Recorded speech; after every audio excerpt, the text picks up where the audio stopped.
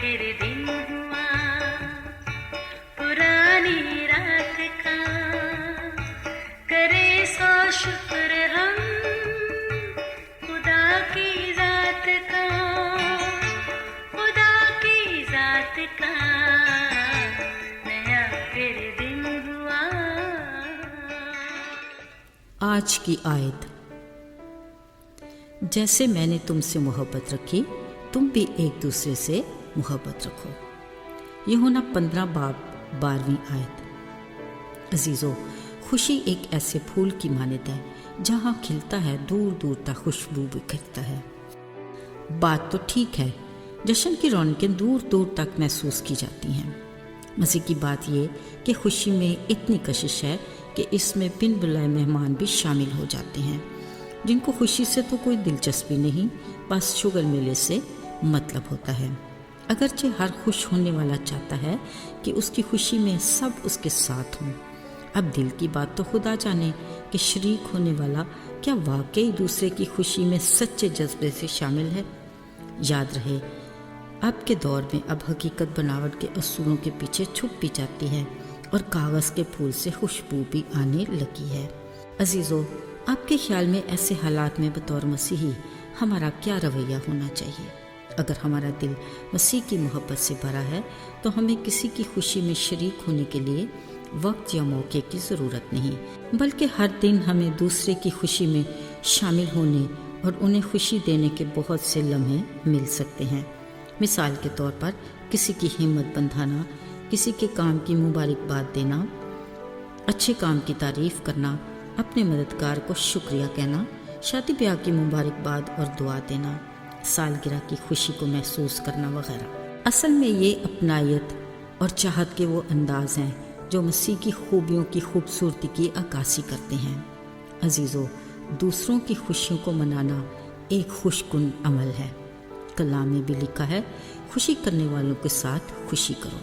ایسا کرنا گویا خوشی کی خوشبو کو پھیلانا اور خوشحالی کے بیج کو بونا ہے، بلکہ ہم اپنے آسمانی باپ کے حکم کی تعمیل اور اس سے وفاداری کا اظہار بھی کرتے ہیں، جس نے مسیح میں ہمیں ہلاکت سے بچا کر ہمیشہ کی زندگی کا وارث بنایا۔ بطور شاگرد ہمارا یہ فرض اولین ہے کہ ساری دنیا میں اس خوشخبری کا پرچار کریں۔ یوں ہم اپنے ساتھ اور بہت سے ساتھیوں کو نجات کے تحفے کی خوشخبری میں اور خوشی میں شریک کر سکتے ہیں۔ عزیزو، آئیے خوش دل مسیحی ہونے کی گواہی دیتے ہوئے اپنے چہرے پر مسکراہٹ سجائیں اور اپنے لبوں پر دوسرے کے لیے تسلی اور امید کے الفاظ لائیں۔ یوں نہ صرف ہم خود کے لیے برکت کا باعث ہوں گے، بلکہ ہم اپنے خدا کو عزت اور جلال دینے کا وسیلہ بھی بنیں گے۔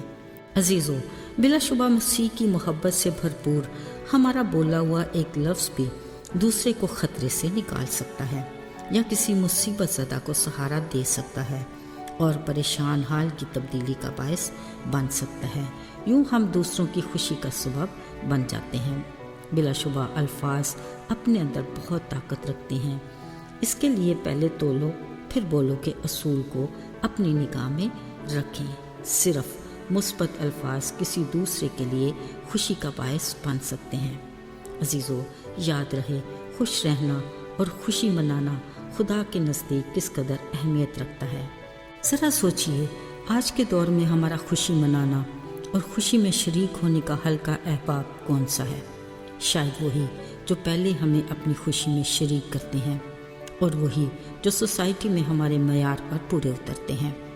اگر ایسا ہی ہے تو خدا کے کلام میں لکھا ہے، وہ جو خدا کو نہیں جانتے ان کا طرز زندگی بھی تو یہی ہے، جبکہ خالق خدا نے ہمارے بارے میں کہا، میں نے تمہیں اپنی امت ہونے کے لیے چن لیا، ایک برگزیدہ قوم بنایا جس کو میں نے اپنے بیٹے کے قیمتی لہو سے خریدا ہے۔ عزیزو، یہ سب کچھ تو ہمارے لیے اس کے پیار کی انتہا ہے، پر ہمارا اس کے ساتھ وفاداری اور محبت کا عملی ثبوت کیا ہوا؟ آئیے آج ہی ہم خود سے وعدہ کرتے ہیں کہ ان کو گلے لگائیں جن کو ہمارے پیار کی اصل میں ضرورت ہے، ان کو اپنی خوشی میں شامل کریں اور ان کی خوشی میں شریک ہوں جو اب تک خدا کی محبت کی حقیقت سے بے خبر ہیں۔ آئیے دعا کریں۔ اے خداوند خدا، مجھے توفیق دے کہ ہم دوسروں کے ساتھ مل کر ان کی خوشی کو بھرپور طریقے سے منا سکیں۔ ہماری گفتگو، کردار، مزاج کو مسیح کا ہم شکل بنا۔ یسوع کے نام میں آمین۔